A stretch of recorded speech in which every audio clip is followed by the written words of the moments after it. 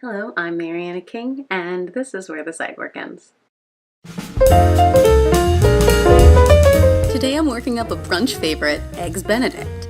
But I'm not faffing around with poaching individual eggs. It's far less fuss to soft boil a great big batch. Let's start with the Hollandaise.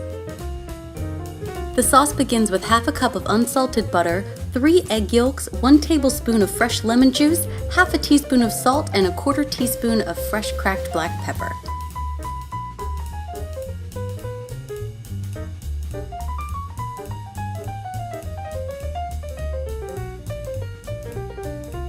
Melt the butter and set it aside.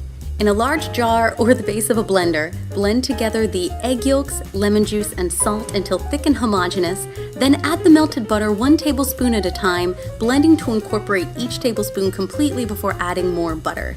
When half the butter has been incorporated, you can add the rest of the butter at once, just leave behind any milk solids in the bottom of the pan. Blend until thick and uniform, then add the pepper, along with a little bit of additional salt and lemon juice to taste if you'd like.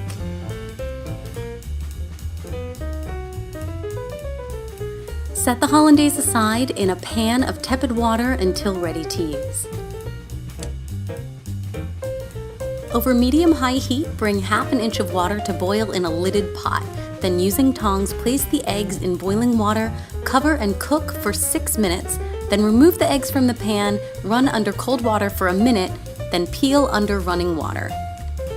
Keep the water you cooked with warm just in case you need to rewarm the eggs before serving. You can just pop them in the water for 30 seconds.